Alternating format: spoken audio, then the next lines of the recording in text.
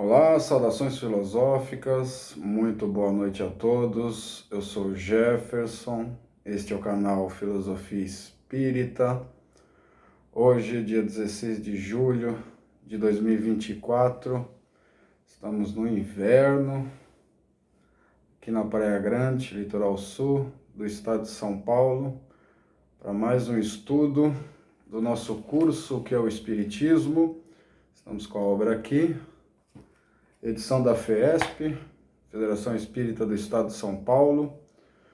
Vamos para a quinta aula, parte A.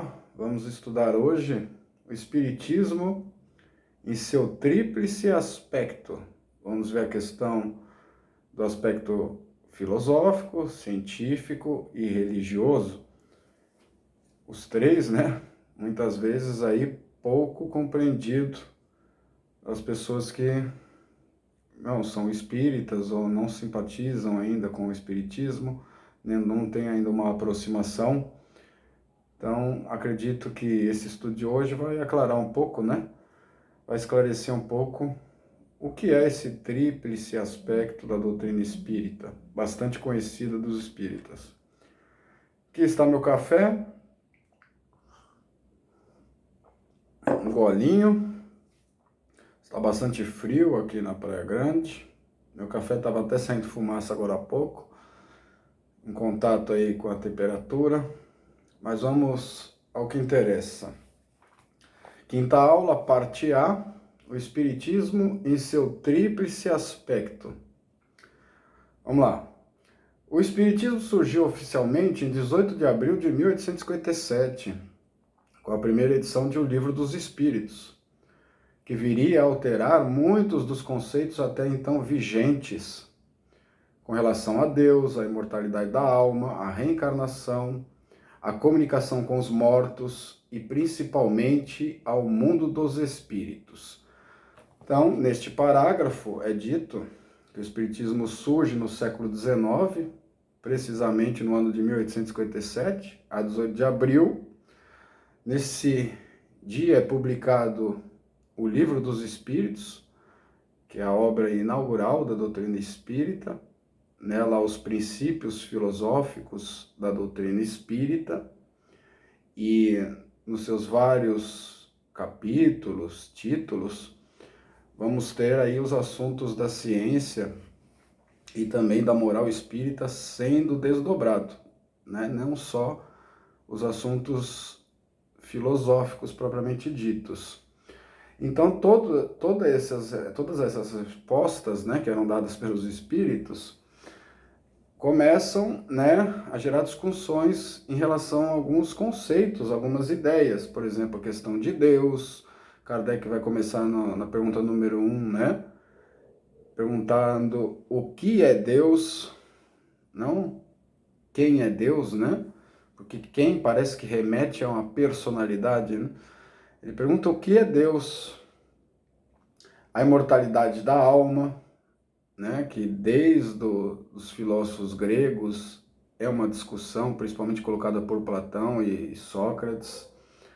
A reencarnação, que muitas vezes na cultura dos indianos, né, tem a ideia lá da mentepsicose, né, que é a possibilidade da alma retornar para o corpo dos animais, né, no reino animal, que é bem diferente do que seria a reencarnação, né? O princípio da reencarnação não admite que esse princípio inteligente haja uma retroação na sua evolução, né? Muitas vezes tem uma estagnação, mas não uma retroação, não uma volta para um reino que já foi ultrapassado. Como que se dá a comunicação com os mortos e principalmente desvenda o mundo dos espíritos? Objeto de estudo da ciência espírita. Escrito na forma dialogada da filosofia clássica, em linguagem clara e simples, para divulgação popular, este livro é um verdadeiro tratado filosófico que começa pela metafísica, desenvolvendo em novas perspectivas a ontologia, a sociologia, a psicologia, a ética, estabelecendo as ligações históricas de todas as fases da evolução humana em seus aspectos biológico, psíquico, social e espiritual. Um livro para ser estudado e meditado com auxílio dos demais volumes da codificação. Livro dos Espíritos, explicação, né? Quem escreveu isso foi José Herculano Pires, filósofo brasileiro, espírita, o mais celebrado dos seus tradutores das obras da codificação.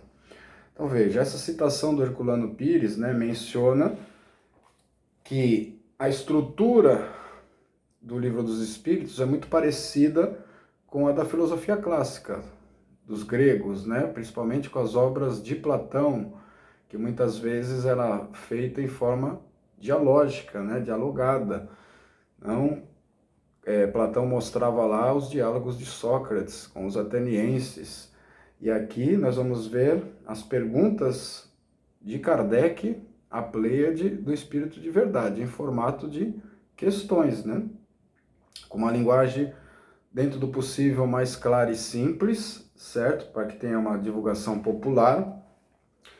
Embora não seja tão simples compreender, né? Se a pessoa não tem algum histórico aí de estudo, né, da filosofia, uma aproximação básica. Por isso que a importância dos cursos, né, como este curso que é o Espiritismo, que começa a aproximar o indivíduo, né, aquele que deseja se interessar pela filosofia espírita, o que realmente, né, pode se esperar ao ser um adepto, né, ao ser um praticante.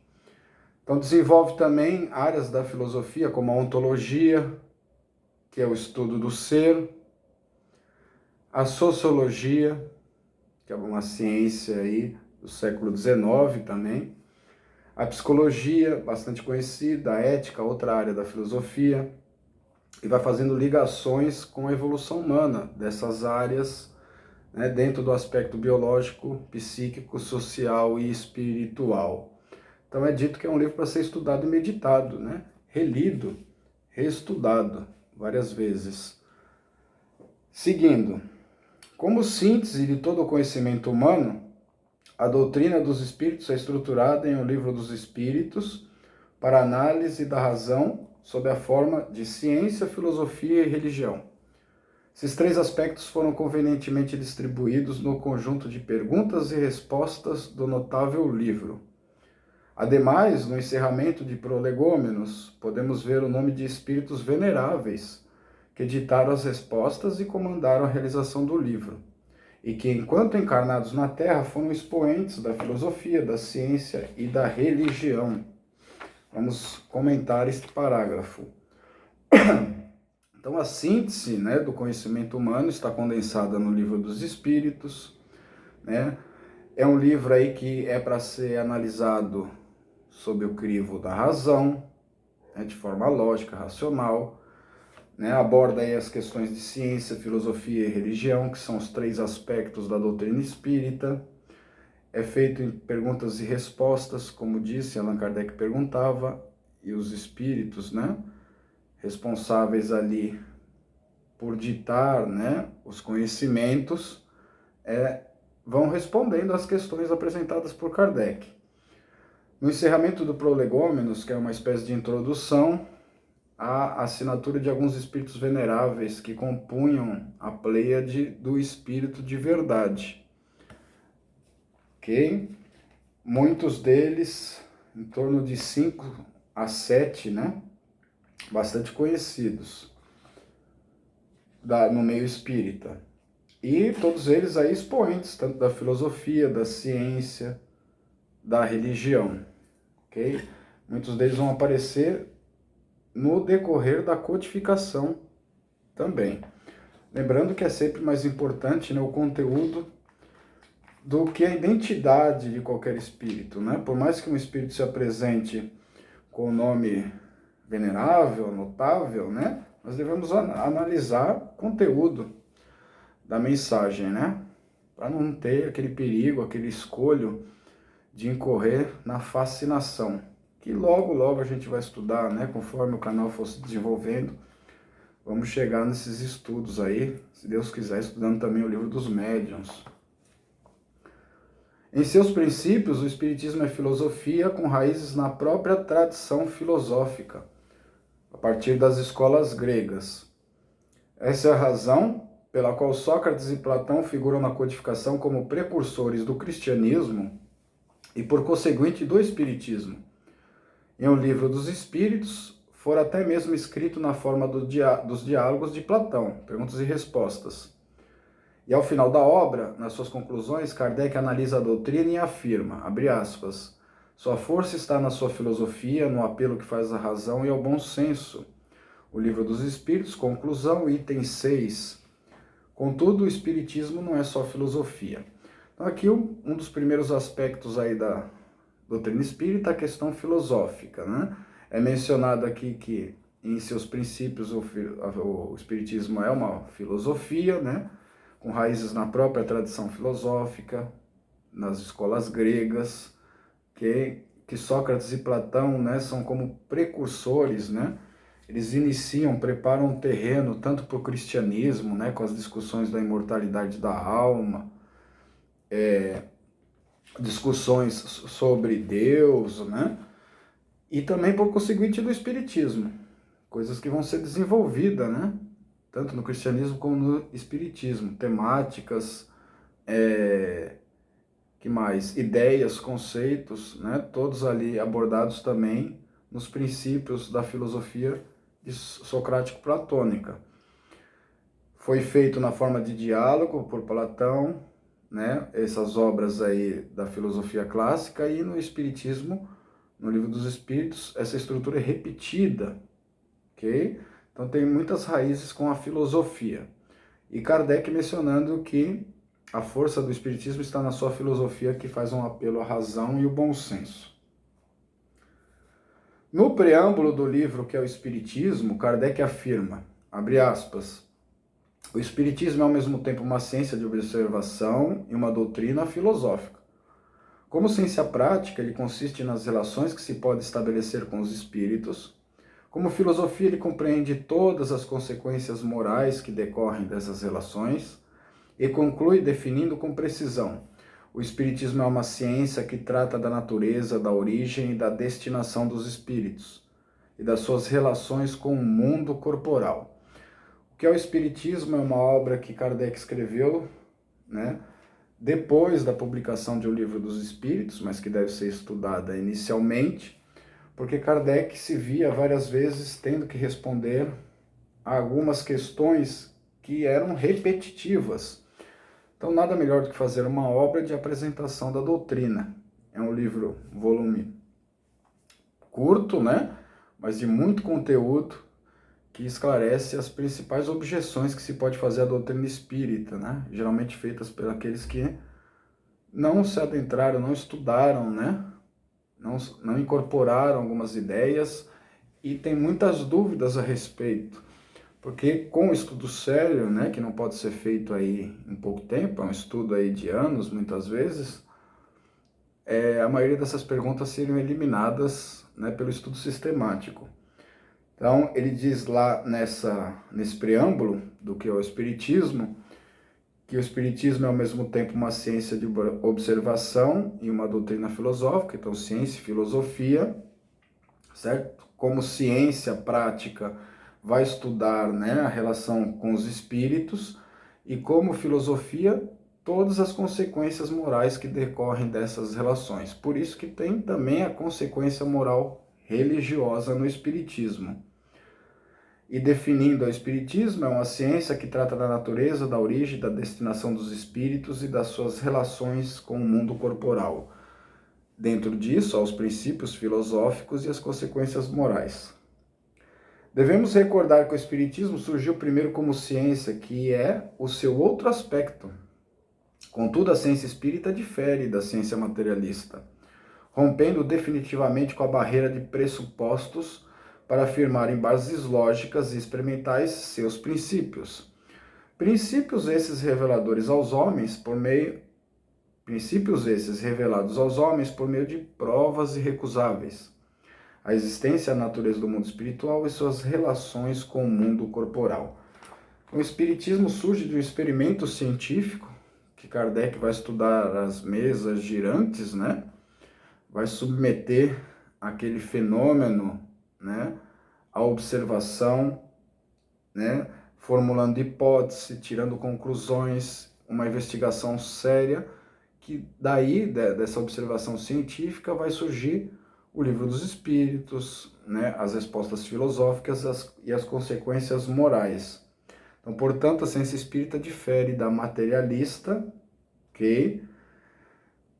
Com a barreira de pressupostos para afirmar em bases lógicas, então não parte de pressupostos da ciência materialista. Parte muitas vezes, né, da lógica, da racionalidade. Vejamos aqui, né, a ciência espírita difere da ciência materialista, rompendo definitivamente com a barreira de pressupostos, né, colocados a priori aí pela ciência materialista, tipo assim, né, como aconteceu, né, na época que estourou o racionalismo, que alguns exumavam alguns corpos e por não verem lá a alma dentro do corpo, dizia que a alma não existia. Mas aí você está fazendo experimento com instrumentos inaptos para estudar esse objeto de conhecimento. Então, uma filosofia da ciência, no mínimo, né, diria o quê? Para estudar a filosofia espírita, você precisa o quê? Usar o instrumento correto. Okay? Não é o microscópio, não é o telescópio, não é o tubo de ensaio, não é a pinça, né? Objetos aí que muitas vezes, instrumental aí que se usa. Então, o médium é o instrumento correto para você estudar o mundo invisível. E a partir do momento que se usou isso, que Kardec, né, com as irmãs Fox e com um conjunto de médiums, né, fez esses experimentos, foi revelado aos homens, com provas irrecusáveis, né, fenomenológicas, a existência do mundo espiritual e as relações que esse mundo tem com o nosso mundo corporal. A ciência espírita compreende duas partes, uma experimental, sobre as manifestações em geral, outra filosófica, sobre as manifestações inteligentes. O Livro dos Espíritos, Introdução, item 17. Ambos os casos apresentam como base do conhecimento a fenomenologia mediúnica, coroada pelo ensinamento dado pelos Espíritos, que nos revelam as leis naturais. É representado no Espiritismo pelas obras O Livro dos Médiuns e a Gênese. Então, o aspecto científico da doutrina espírita aparece aqui, né? Tem um caráter aí experimental e outro filosófico, né? A ciência espírita. O caráter experimental estuda as manifestações em geral e a filosófica as manifestações quando são inteligentes. Aqui é interessante porque nunca um objeto de pesquisa revelou ao sujeito de conhecimento a sua identidade. Isso aconteceu, né, nas pesquisas de Kardec, né, na observação de Kardec. Nunca uma bactéria, um vírus, chegou para o sujeito de conhecimento, ou seja, para o cientista, e disse assim: eu sou uma bactéria, eu sou um vírus. No caso do experimento ali com o mundo espiritual, né, a causa daquelas manifestações inteligentes, né, a identidade foi revelada pelo próprio causador daquelas manifestações inteligentes. Numa pergunta de Kardec foi revelado que quem era que fazia, né, aquelas manifestações inteligentes? Os espíritos, a alma dos homens, né, que já não estão mais animando um corpo. Então isso é inédito, né? Acho até estranho isso não chocar, né, muitos, porque é um fenômeno aí espetacular, né? O objeto de conhecimento dizer ao sujeito, o objeto de pesquisa dizer ao sujeito conhecimento a sua identidade. Algo inédito, né? Que não acontece em outros experimentos. O que mais aqui que tem que comentar? Então isso veio pela fenomenologia mediúnica. Então tem a escola da fenomenologia, né, estudada por vários filósofos. Fenomenologia é aquilo que aparece. Então essas manifestações apareceram e foram percebidas o quê? Pela sensibilidade mediúnica. E o ensinamento dos espíritos decorreu desse fenômeno e revelou também as leis naturais. Né? No Livro dos Espíritos, Estão todas elas lá detalhadas em vários capítulos. O Livro dos Médiuns e a Gênese são livros da codificação mais diretamente relacionados com a ciência espírita, como o Livro dos Espíritos, mais relacionado com a filosofia espírita. Finalmente, como terceiro aspecto da doutrina, fechando o triângulo de forças espirituais a que se referiu Emmanuel em O Consolador, definição, surge o aspecto religioso que Kardec deixou para o final de sua missão. É representado no Espiritismo por o Evangelho segundo o Espiritismo. O terceiro aspecto é o religioso, né, as consequências morais, como é dito por Emmanuel em O Consolador, né, surge o aspecto, o Emmanuel, né, diz que é triângulo de forças espirituais, usa esse termo para definir aí a doutrina espírita, por causa dos seus tríplice aspecto. E o Evangelho segundo o Espiritismo é a obra aí mais relacionada com a moral espírita, que nada mais é do que a moral do Cristo comentada pelos espíritos, né? A moral que está no Evangelho conhecido das outras religiões, né? Condensado ali de forma que as questões históricas, dogmáticas, né? Elas não foram ali colocadas, foi colocada o que realmente importa, né? Que é a moral do Cristo, para a nossa reforma íntima. Partindo para o último parágrafo, nesse aspecto, porém, o Espiritismo é muito diferente das religiões tradicionais, visto ser desprovido de rituais, sacramentos, idolatria, paramentos, mitos e quaisquer cultos exteriores. A doutrina espírita, por isso, como religião que efetivamente é, surge do exercício da razão, da ideia da fé raciocinada, abre aspas, que se apoia nos fatos, na lógica, não deixa nenhuma obscuridade, cresce porque se tem a certeza e só se está certo quando se compreendeu. Isso está em O Evangelho segundo o Espiritismo, capítulo 19, item 7. Enfim, no seu aspecto religioso, repousa a sua grandeza divina, por construir a restauração do Evangelho de Jesus Cristo, estabelecendo a renovação definitiva do homem para a grandeza de seu imenso futuro espiritual. O Consolador, definição, né, nas sábias palavras do Espírito Emmanuel. Então, para finalizar, né, o Espiritismo é muito diferente aí das religiões tradicionais, que tem hierarquia, tem lideranças. O Espiritismo não tem rituais, muitas vezes é confundido, né, com outras denominações espiritualistas, por exemplo, com a Umbanda, com o Candomblé, né, muitas vezes se usa o termo Espiritismo para definir, né, essas denominações, mas pelo fato delas terem rituais, né, já fica claramente esclarecido que não trata-se do Espiritismo, né, mas sim de uma religião irmã aí, espiritualista. Não tem sacramentos, idolatria, paramentos, né, aqueles adornos, mitos e quaisquer outros cultos exteriores. Não tem casamento, por exemplo, ali. Não tem o batismo ali público. Tem as frases aqui, né, que o Espiritismo é uma fé raciocinada, que se apoia nos fatos, na lógica, não deixa nenhuma obscuridade, né, procura responder às questões. Isso que fortalece muitas vezes a fé, né? Não deixando ela cega, cresce, né? Tem a crença, porque se tem certeza, e quando se compreendeu racionalmente. Que mais? E o aspecto religioso, repousa numa grandeza divina, restaura o Evangelho de Jesus Cristo, que muitas vezes é deixado de lado ou mal interpretado, estabelecendo a renovação definitiva do homem, por ser a terceira revelação, a primeira lá com Moisés, Velho Testamento, a segunda com Jesus, com o Evangelho, e a terceira, que é usando aí a ciência, a filosofia, que já tinham se desenvolvido ao longo da história, né, vai ser a terceira revelação, o Espiritismo, por explicar as coisas de maneira lógica, racional. Bibliografia utilizada, o Livro dos Espíritos de Allan Kardec, o Evangelho segundo o Espiritismo de Allan Kardec, o que é o Espiritismo de Allan Kardec e o Consolador, escrito por Chico Xavier, ditado pelo Emmanuel. a fixação do aprendizado. Vamos para as 3 questões para assimilar o conteúdo.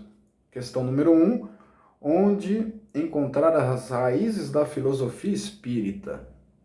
Em seus princípios, o espiritismo é filosofia com raízes na própria tradição filosófica, a partir das escolas gregas. Essa é a razão pela qual Sócrates e Platão figuram na codificação como precursores do cristianismo e, por conseguinte, do espiritismo. Em O Livro dos Espíritos, na forma dos diálogos, vamos lá. Em O Livro dos Espíritos, até mesmo escrito na forma dos diálogos de Platão, com perguntas e respostas. E ao final da obra, nas suas conclusões, Kardec analisa a doutrina e afirma: sua força está na sua filosofia, no apelo que faz à razão e ao bom senso. Isso está em O Livro dos Espíritos, conclusão, item 6. Contudo, o espiritismo não é só filosofia, é bom lembrar isso. São coisas que nós tínhamos estudado na aula. Questão número 2. Quais são as partes da ciência espírita? A ciência espírita compreende 2 partes, uma experimental, sobre as manifestações em geral, outra filosófica, sobre as manifestações inteligentes. Livro dos Espíritos, introdução, item 17. Ambos os casos apresentam como base do conhecimento a fenomenologia mediúnica, coroada pelos ensinamentos dados pelos espíritos, que nos revelaram, as leis naturais. É representada no Espiritismo pelas obras do Livro dos Médiuns e a Gênese. Também nós comentamos a respeito dessa questão, no estudo. A terceira, como se caracteriza a fé na religião espírita? O Espiritismo é muito diferente das religiões tradicionais, visto ser desprovido de rituais, sacramentos, idolatria, paramentos, mitos e quaisquer cultos exteriores. A doutrina espírita, por isso, como religião que efetivamente surge do exercício da razão. Daí a ideia da fé raciocinada, que se apoia nos fatos. A lógica não deixa nenhuma obscuridade. Crê-se porque se tem a certeza, e só se está certo quando se compreendeu. O Evangelho segundo o Espiritismo, capítulo 19, item 7. Enfim, no seu aspecto religioso repousa a sua grandeza divina, por constituir a restauração do Evangelho de Jesus Cristo, estabelecendo a renovação definitiva do homem para a grandeza de seu imenso futuro espiritual. Isso está em O Consolador, definição nas sábias palavras do Espírito Emmanuel. Então, aqui uma retomada do que havíamos estudado. Assim sendo, encerramos o vídeo de hoje, pedindo a todos que se inscrevam, curtam, compartilhem o canal, para que o canal seja fortalecido, a divulgação da doutrina espírita atinja mais pessoas, porque a maior caridade que nós podemos fazer em relação à doutrina espírita é a sua divulgação, como sempre diz Emmanuel. Assim sendo, ficamos por aqui e até uma próxima oportunidade. Fique com Deus.